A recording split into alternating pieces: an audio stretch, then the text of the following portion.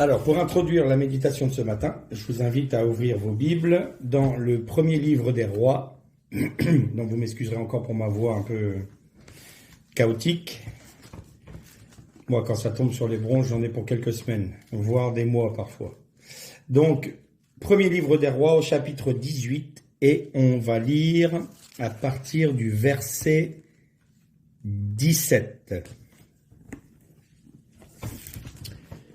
En apercevant Élie, Akab lui dit : « Te voilà donc, perturbateur d'Israël ? » Il répondit : « Ce n'est pas moi qui ai jeté le trouble en Israël, c'est toi et la maison de ton père, puisque vous avez déserté les lois de l'Éternel, puisque tu as adopté le culte de Baal. Et maintenant, fais rassembler autour de moi tout Israël vers le mont Carmel, avec les 450 prophètes de Baal et les 400 prophètes d'Akhéra, qui vivent de la table de Jézabel. » Akab envoya des ordres parmi tous les enfants d'Israël et rassembla les prophètes sur le mont Carmel. Élie s'avança devant tout le peuple et s'écria, « Jusqu'à quand clocherez-vous entre les deux parties ? Si l'Éternel est le vrai Dieu, suivez-le.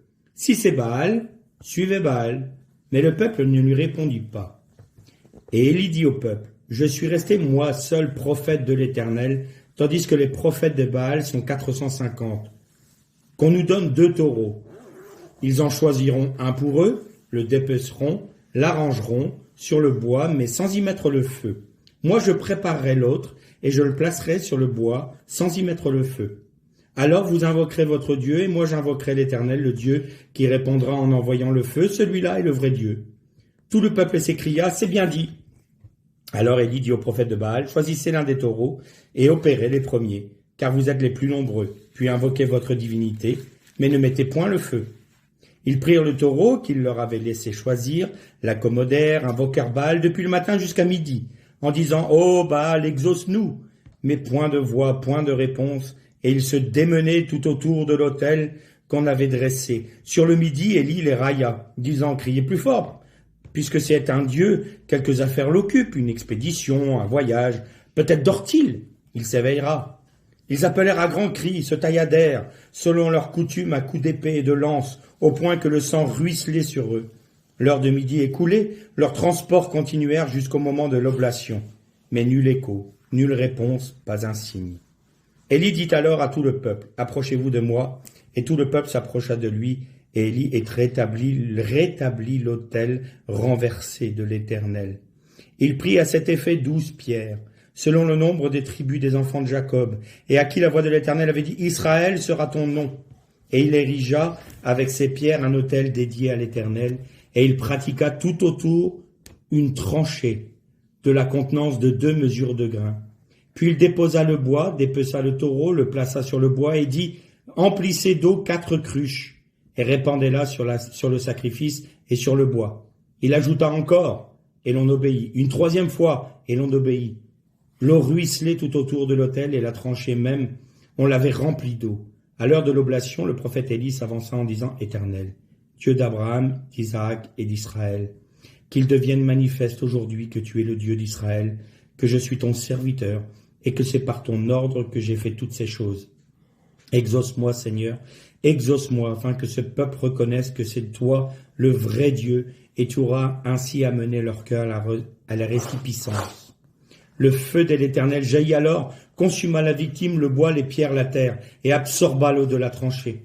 Tout le peuple, à cette vue, tomba sur la face et s'écria : « L'Éternel est le vrai Dieu, l'Éternel est le vrai Dieu. » Un passage que l'on connaît, le défi d'Élie sur le mont Carmel. Un temps extrêmement compliqué pour Israël, le règne d'Akab et le règne de Jézabel. Jézabel est une des femmes les plus viles qui soient dans la parole de Dieu. Et quand on voit dans les lettres de l'Apocalypse, Jean qui dit de la part du Seigneur dans une des lettres, j'ai contre toi que tu écoutes cette fausse prophétesse Jézabel. Alors, il n'y a pas de preuve que cette femme qui se disait prophétesse soit Jézabel, que ça soit son nom, mais il y a une relation directe avec cette Jézabel de ce passage, de ce temps de l'histoire d'Israël. Israël avait, sous l'égide d'Akab, abandonné totalement le culte de l'Éternel. L'autel de l'Éternel avait été renversé, et pourtant c'était toujours le peuple soi-disant de Dieu. Il se nommait le peuple de Dieu. Mais il avait accepté que Baal, que les Achéras soient adorés dans son pays, sur sa terre. La terre, l'héritage que l'Éternel leur avait donné, ils en avaient fait un objet de culte païen, un objet d'occultisme et un objet de détournement de l'héritage de Dieu pour se faire leur propre religion, pour quelque part faire le péché de Babel, qui était de se faire un nom et d'agir sans l'Éternel comme Dieu, mais de se choisir le Dieu qu'ils voulaient. En l'occurrence, Baal et Achéra. Et il y avait le prophète Élie, qui était sur la terre d'Israël. Alors Élie dit, je suis le seul prophète de l'Éternel. Effectivement, celui qui était le prophète le principal dans la terre d'Israël à ce moment-là, c'était lui. Et il y avait des prophètes de Baal et des prophètes d'Achéra en plus grand nombre. Et là, il pose un défi. Il lance un défi à Akab et il dit maintenant, le trouble que tu amènes dans Israël, vous notez une chose intéressante. Élie est celui qui apporte la voix de l'Éternel. Que dit Akab? Te voilà le perturbateur d'Israël. En fait, tu nous empêches de tourner en rond. Toi et ta morale à 2 balles, hein, et toi et ta Torah, toi et ta parole de Dieu, toi et ton obéissance à Dieu, toi et ta volonté de faire la volonté de Dieu, tu perturbes le peuple. On inverse les valeurs. Et il y a des moments dans le monde chrétien, celui qui va apporter un message de repentance, qui va apporter un message disant « Obéissez à l'Éternel, revenez à l'Éternel, il faut que l'on cesse de faire notre propre volonté, il faut que nous allions pour agir selon le cœur de Dieu et non plus selon les modèles des hommes, non pas ce que le monde nous montre, non pas ce que Babylone nous montre, mais ce que l'Éternel nous dit dans la parole. » Et souvent, ces hommes-là sont nommés des perturbateurs du peuple parce qu'on les empêche de danser et de tourner en rond comme ils le souhaitent. Tu es le perturbateur d'Israël. Et là, Élie rétablit tout de suite les choses. Non, c'est toi qui es le perturbateur, qui apporte le trouble dans Israël parce que tu as apporté l'idolâtrie, tu as apporté le culte de Baal et d'Achéra avec Jézabel. Et parce que tu t'es marié avec une femme étrangère, qui plus est était idolâtre, qui plus est a voulu apporter l'idolâtrie dans le peuple de Dieu pour souiller le peuple de Dieu, c'est toi qui troubles Israël, c'est toi qui troubles le peuple. Ce n'est pas celui qui appelle à l'obéissance à l'Éternel qui trouble le peuple, c'est celui qui veut faire entrer l'idolâtrie et la pensée de l'homme plutôt que la pensée de Dieu. Si on paraphrase, on pourrait dire ceux qui veulent diriger l'Église comme une entreprise, comme le monde le fait, plutôt que de se satisfaire de ce que Dieu dit et d'obéir à la parole de Dieu, quoi qu'il en coûte. Aujourd'hui, on voit bien que l'apostasie grandit dans l'Église, dans le peuple de Dieu, et la raison en est fort simple, l'idolâtrie a fait place au vrai culte de Dieu. Il ne faut pas se voiler la face. Je sais que je ne vais pas être populaire en disant cela, peu m'importe. Moi, je préfère dire les choses telles que Dieu les dit.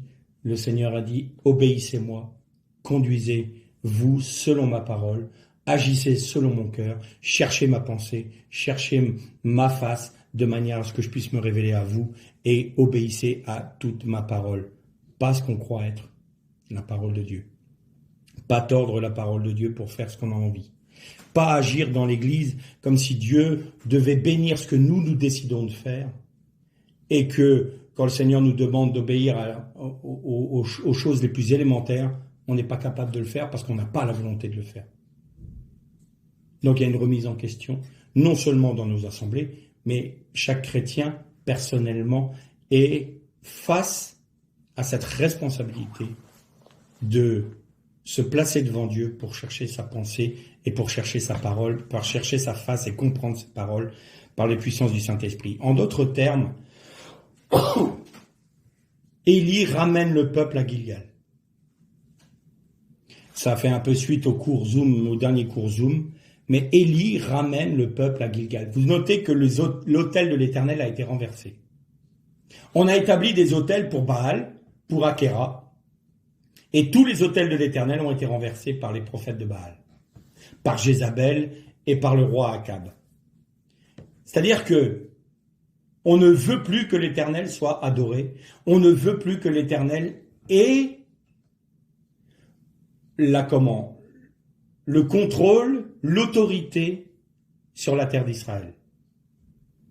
Et c'est précisément l'esprit de Babylone, ça, qui dit « Faisons-nous un nom, bâtissons-nous une ville et une tour », c'est-à-dire faisons-nous une civilisation, faisons-nous un nom, c'est-à-dire que nous sommes nos propres maîtres, nous sommes nos propres dieux, et l'Éternel, nous lui refusons toute autorité sur sa création.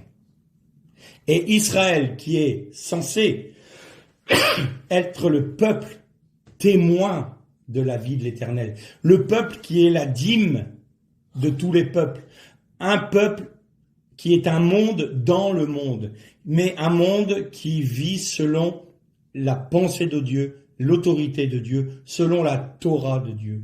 Eh bien, quand ce peuple-là est gangréné par des Jézabel, eh bien, l'autel de l'Éternel est renversé. Et qu'est-ce qui se passe? C'est d'autres dieux qui prennent la place. C'est Babylone. C'est Babel. C'est-à-dire que Akab dit, on va se faire un nom. On ne veut plus de l'Éternel. On lui refuse toute autorité sur nous, alors que c'est l'Éternel qui a donné à Israël en héritage cette terre. Eh bien, nous allons la souiller. Voilà ce qui s'est passé à ce moment-là. Et que fait Élie? Il prend 12 pierres, qui correspondent aux 12 tribus d'Israël. Ça nous rappelle Gilgal, les 12 pierres qui sont sorties du Jourdain, et les 12 pierres qui ont été prises de la terre pour être placées dans le lit du Jourdain. Élie est en train de replacer le peuple devant ce qu'il n'aurait jamais dû quitter, Gilgal. Vous avez noté que pendant la conquête du pays de Canaan, Israël, le peuple, devait revenir constamment à Gilgal. Il devait revenir toujours à Gilgal après une conquête, avant d'aller à une autre conquête. Et le jour où ils ne l'ont pas fait, parce qu'il y avait une toute petite ville qui s'appelait Haï, une toute petite ville, écoute, on n'est même pas obligé d'emmener toute l'armée, quelques soldats, et hop, elle va être déblayée. Ils ne sont pas revenus à Gilgal. Ils n'ont pas écouté la parole de l'Éternel. Ils ne sont pas revenus à Gilgal. Ils ont dit, allez, dans notre lancée, on y va, on va les massacrer, puis ça sera bien. Et ils ont pris la plus grande défaite qui soit. Et ils se sont fait laminer par une toute petite ville. Pourquoi? Parce que l'Éternel n'était plus avec eux. Qu'est-ce que c'est Gilgal? Gilgal, c'est notre dépendance à Dieu.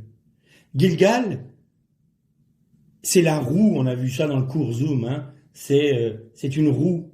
Gilgal, c'est constamment que ça revient. Il faut toujours revenir à Gilgal. En d'autres termes, il faut toujours porter sa croix. C'est revenir à toujours porter sa croix. Chaque jour. C'est un cycle sans fin. Tous les jours de nos vies sur cette terre, dans cette dispensation-là, nous devons toujours aller à Gilgal. Nous devons toujours porter notre croix.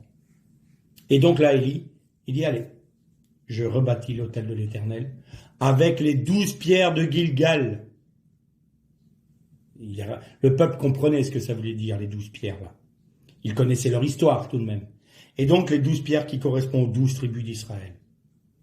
Et il met le bois, il prépare le taureau, il le met sur l'autel.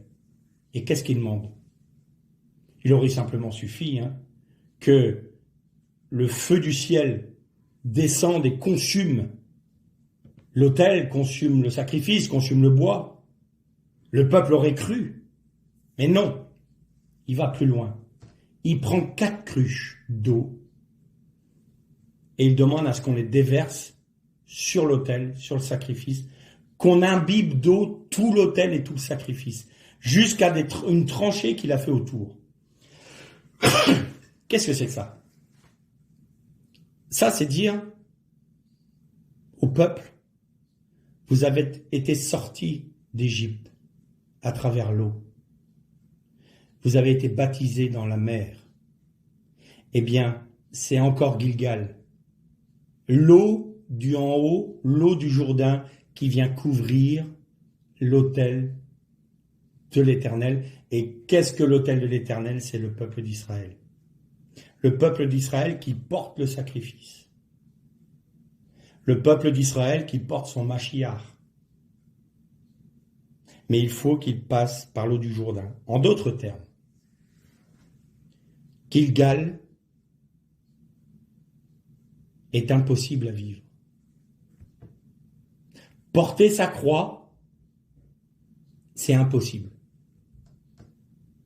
On n'est pas capable. On ne peut pas le faire. Eh mais attendez, le Seigneur nous a demandé de porter notre croix chaque jour. Ça veut dire quoi? Eh bien, Jésus vous mettra toujours face à l'impossibilité d'agir. Parce que quand on croit qu'on peut agir, qu'on peut faire quelque chose, l'homme voudra toujours se faire un nom. L'homme a une tendance naturelle à dire « je vais obtenir mon salut par moi-même ». Regardez la différence entre Élie, l'action d'Élie et l'action des prophètes de Baal.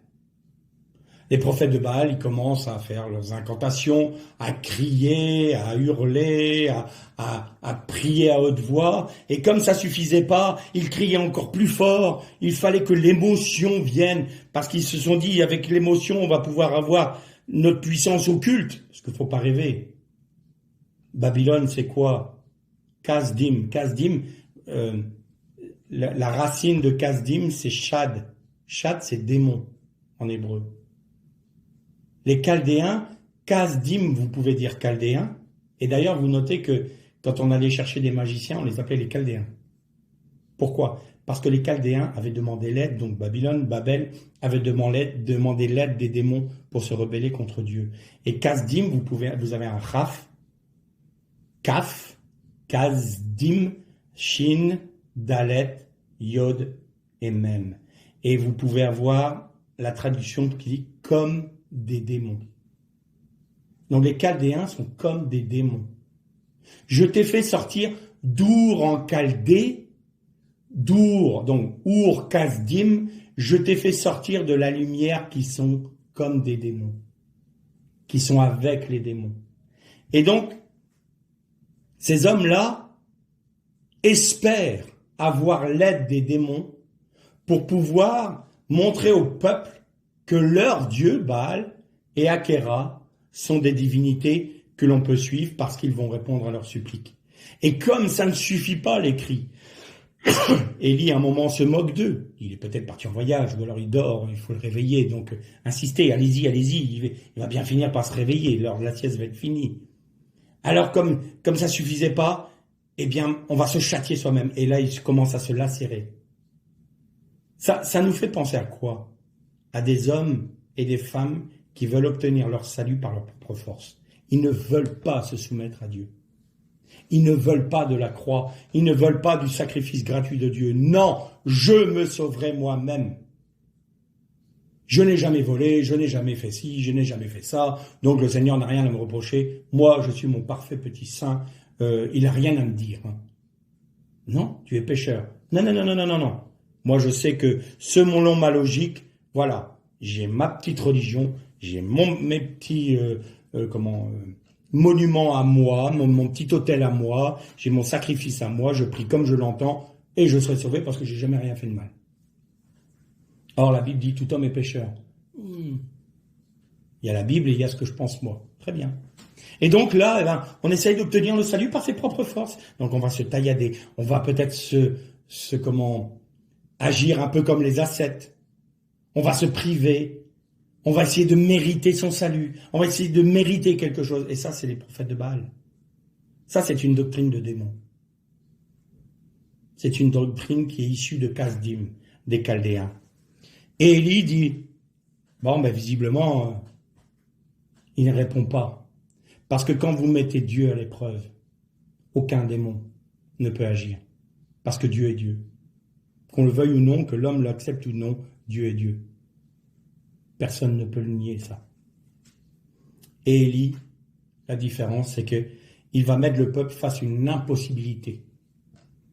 Quand vous êtes devant votre Gilgal, quand vous roulez la pierre de votre tombeau,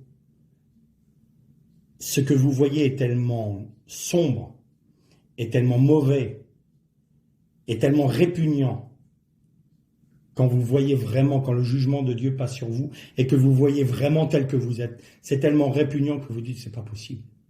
Je ne peux pas porter ma croix. Il est impossible que je porte ma croix. Gilgal est trop dur pour moi. Je n'y arriverai pas. Le fait même de rouler la pierre, c'est moi qui accepte que le jugement de Dieu passe sur moi. On a vu ça dans le cours Zoom.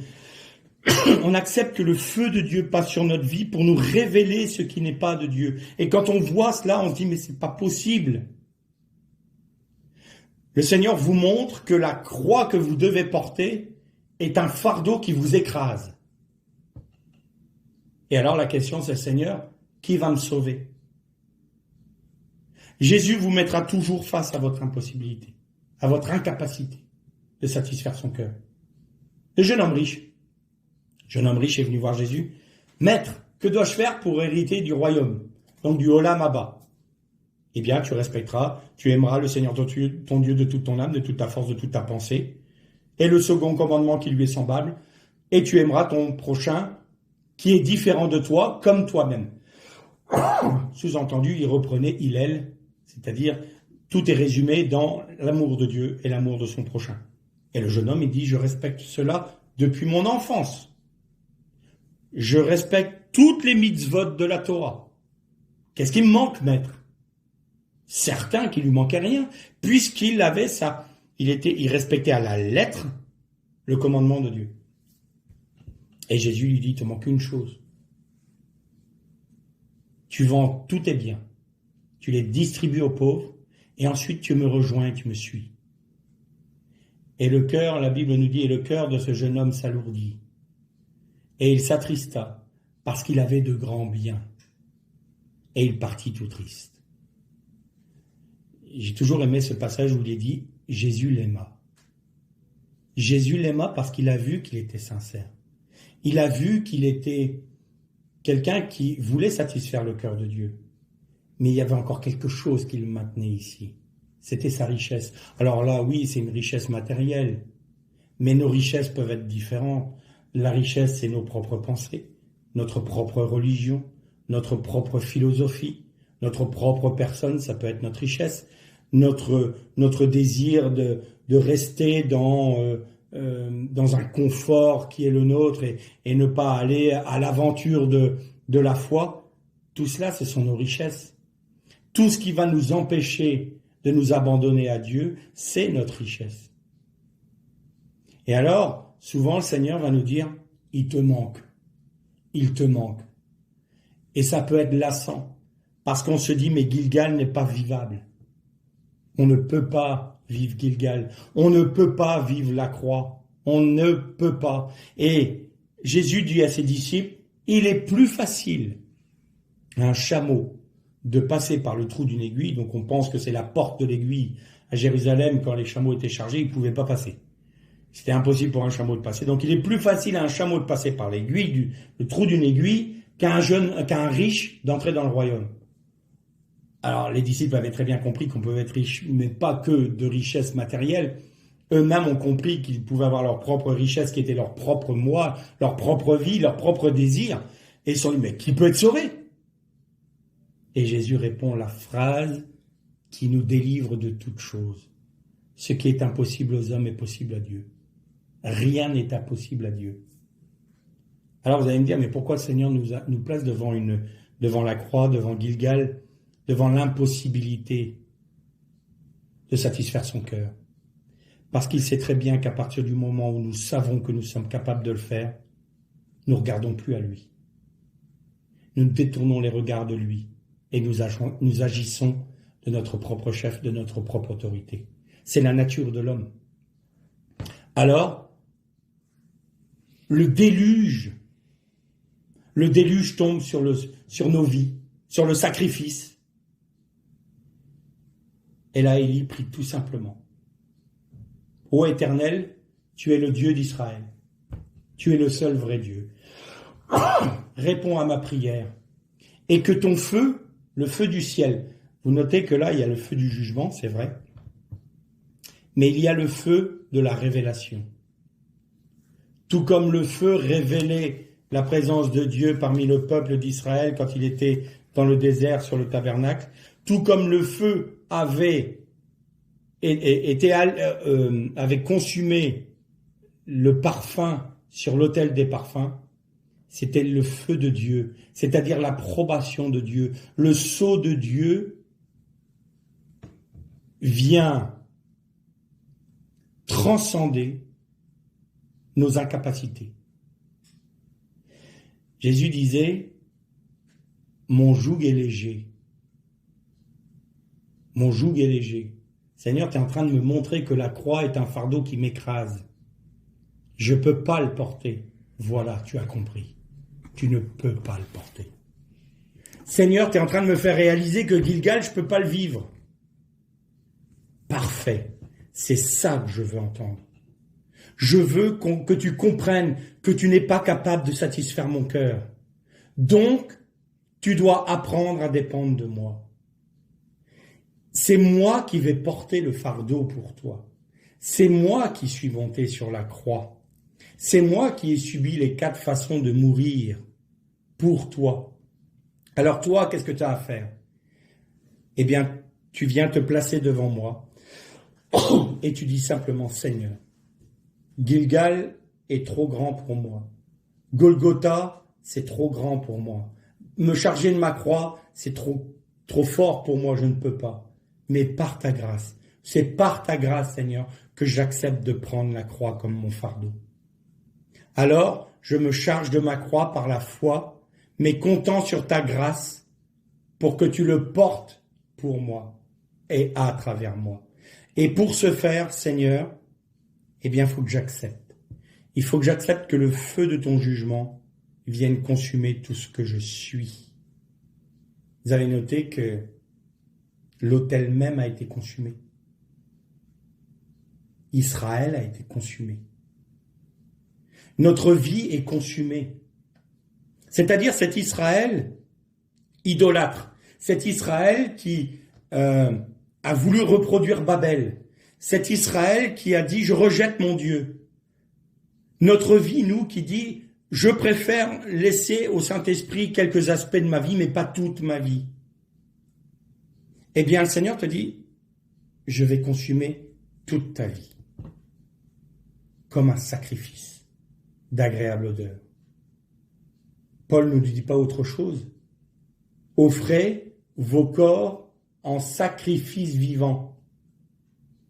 Ce sera pour vous un culte raisonnable. Culte raisonnable. Seigneur, que je meure, que je m'offre en sacrifice, et t'appelles ça un culte raisonnable. Mais je ne le comprends pas comme ça. Non. Si tu gardes un seul aspect de ta vie sans être sous le contrôle de Dieu, la croix t'écrasera. La croix sera un fardeau et tu vas sombrer à Gilgal. Tu vas sombrer dans les eaux d'en bas. Et le Seigneur te dit, c'est parce que moi je suis dans le Jourdain, typifié par l'arche d'alliance portée par les Lévites. C'est parce que j'y suis que tu peux passer le Jourdain. Si je n'étais pas dans le Jourdain moi-même, tu ne pourrais pas traverser. Et tu ne pourrais pas, prendre possession de ton héritage. Et si tu peux porter ta croix aujourd'hui, c'est parce que moi je l'ai portée avant toi. C'est parce que moi j'ai subi le sacrifice. C'est parce que moi j'ai subi la croix que tu peux le faire. Parce que je le ferai pour toi. Comme je l'ai fait jadis, je le fais en permanence. Gilgal est une roue. Gilgal est quelque chose de permanent. Gilgal, c'est le sacrifice de Jésus qui vous permet de traverser l'impossible. C'est le sacrifice de Jésus qui peut rendre possible l'impossible dans votre vie. Seigneur, je ne peux pas pardonner à mon frère. Seigneur, je ne peux pas me défaire de cette mauvaise habitude. Seigneur, je ne suis pas capable de... Oui, tu n'es pas capable, c'est vrai. C'est tout à fait vrai.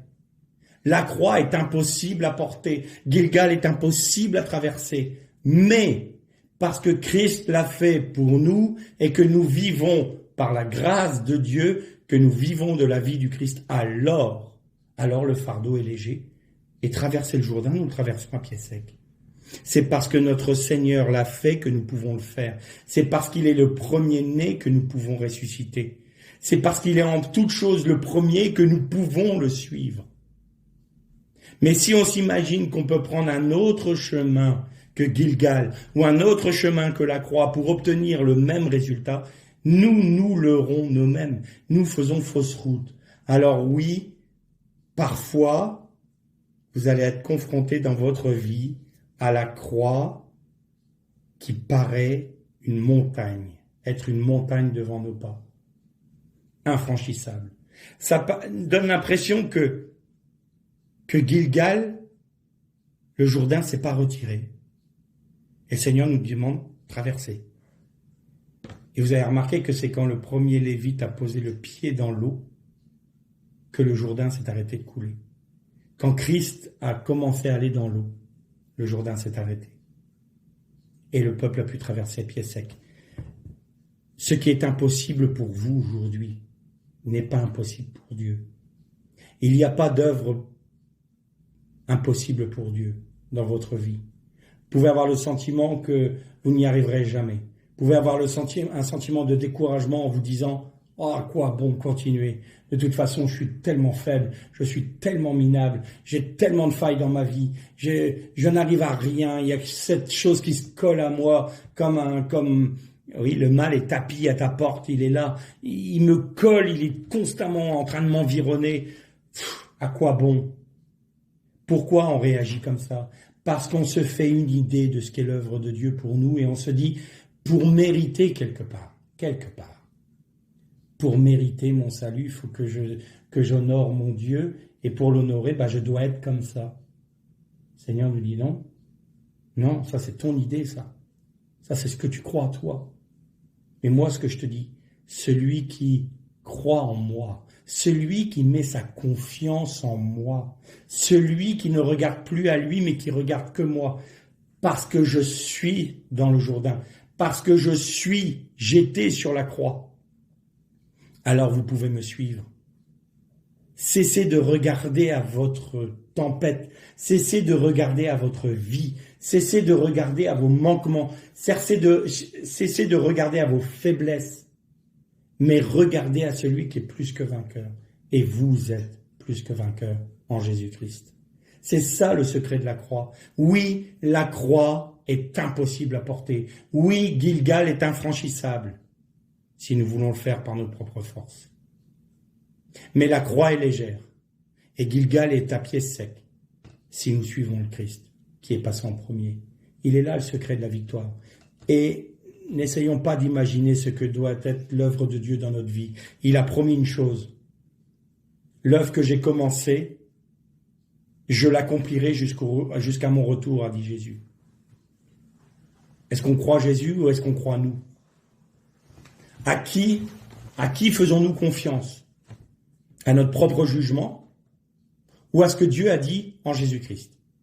Jésus a dit, je rendrai cette œuvre parfaite dans ta vie. Mettez votre nom. Jésus te dit, mon frère, ma sœur, je rendrai mon œuvre parfaite pour le jour où je viendrai te chercher. Il ment ? Ou est-ce que c'est nous qui avons un mauvais regard et une mauvaise vision ? J'ai plus tendance à croire mon Seigneur, qui a tout accompli, qu'à croire toutes les fois où je me suis moi-même jugé, ou croyant que j'étais comme ci et comme ça, puis qu'en réalité, c'était pas vrai. Parce qu'on est soit super complaisant envers nous-mêmes, ou super accusateur, on n'a pas une vision claire de nous-mêmes.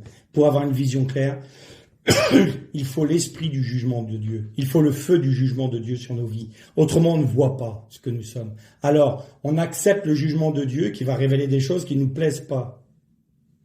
Et alors, on va se dire, non, c'est pas possible. Je n'arriverai jamais à être sanctifié. mais on est sanctifié parce que c'est Christ qui nous sanctifie. Il a été fait sanctification pour nous. Il a été fait justification pour nous. Est-ce qu'on comprend ce que ça veut dire, ça? Il a été fait justification pour nous. Si nous sommes justes, c'est pas parce qu'on est bon, c'est parce que lui nous a rendus justes. Si on est sanctifié, c'est pas parce qu'on a réussi à se mettre à part par nos mérites, c'est parce que lui s'est déjà mis à part et qu'en vivant en lui, nous sommes mis à part en Jésus-Christ. Notre sanctification, c'est lui. Notre justification, c'est lui. Notre paix, c'est lui. Notre shalom, c'est lui. Alors, quand Jésus est tout pour nous, quand Jésus accomplit tout pour nous, la croix est légère puisqu'il l'a portée lui-même. Mais à partir du moment où on se dit « Seigneur, je vais être juste pour toi », ça commence à être écrasant. Parce que vous avez vu le sermon sur la montagne. Vous avez entendu dire que celui qui commet adultère avec une femme, mais moi je vous dis que celui qui a déjà convoité, a posé le regard sur la femme de son voisin pour la convoiter, il a déjà fait adultère avec elle dans son cœur. Celui qui convoite le bien de son... Jésus nous mettra toujours devant nos incapacités. On n'est pas capable. On peut pas. Le Seigneur te dit, alors maintenant tu n'as qu'une seule solution. Tu t'appuies sur moi et c'est en moi que tu vas vaincre. Tu peux pas être juste. Tu ne peux pas être sanctifié. Tu ne peux pas travailler sur toi-même pour être mieux. Ah, Seigneur, pourquoi? Parce qu'il y a une condamnation sur ta chair. Elle doit pourrir dans le tombeau. Et quand on ouvre le tombeau de nos vies, quand on roule la pierre de nos vies, qu'est-ce qu'on voit? On voit cette chair putride qui est là. Ça sent mauvais, c'est moche, ça pue. Et on se dit, mais qui va me sauver de ça? Nous, on a juste la volonté de dire, ok, je roule la pierre et ce que je vais voir, c'est pas très joli, mais tant pis. Ça fait plusieurs jours, ça fait 4 jours qu'il est dans le tombeau, Seigneur. Il sent déjà rouler la pierre. T'es sûr de ce que tu me demandes, là, Seigneur, hein? T'es certain que tu veux que le Saint-Esprit révèle tout ce qui est en moi? Ça me fait peur, parce que ça va pas être joli à voir, je sais. Seigneur, c'est mieux que nous. Et puis du sein de la mort, là, qu'est-ce qui se passe? Une parole de Jésus. Lazare, sors. Là, c'est plus nous. C'est plus Lazare. C'est la puissance de résurrection en Jésus-Christ qui porte même le corps de Lazare jusqu'à l'extérieur. Il était encore enveloppé. Il ne pouvait rien faire de lui-même. C'est la puissance de Dieu qui nous fait ressusciter. Et c'est là où le fardeau est léger. Parce que nous, on voit la mort quand on se place devant Gilgal. On voit la mort quand on voit la croix. Et c'est ça qui nous fait dire, c'est trop dur, je ne peux pas aller à la mort comme ça, la fleur au bec. Et le Seigneur te dit, vas-y. Par ma grâce, vas-y. Tu dois rouler la pierre. Rentre dans le Jourdain. Prends ta croix. Mais c'est trop lourd. Porte-la. Vas-y. Et tout d'un coup, en portant la croix, en acceptant la mort, vous êtes transporté en un instant dans la vie de résurrection. Et vous avez la victoire. Pourquoi? Parce que ça encore, c'est une grâce de Dieu et c'est la puissance de Dieu qui se manifeste dans votre vie pour vous rendre vainqueur, pour pardonner à votre frère, pour vous défaire de votre mauvaise habitude, pour faire de vous quelqu'un qui était timide dans la foi, pour être un conquérant, pour être quelqu'un de nouveau, une nouvelle création. C'est la grâce de Dieu. Donc, devant nos croix qui nous paraissent si énormes à porter chaque jour, faisons le pas de la foi en disant « Je crois, Seigneur, que ton fardeau est léger. Elle me paraît immense, ça me paraît impossible, peu m'importe. Ça, c'est mon jugement. Mais toi, tu m'as dit que ton fardeau était léger. Tu m'as dit que je pouvais traverser le Jourdain. Tu m'as dit que je pouvais rentrer dans Gilgal. Alors, par la foi, je le fais. Et qu'est-ce que vous voyez de l'autre côté du Jourdain? Vous avez votre héritage. Qu'est-ce que vous voyez au-delà de la croix? Vous voyez votre résurrection. Et vous êtes assis à la droite du Père, en Jésus-Christ, dans la victoire. Shalom.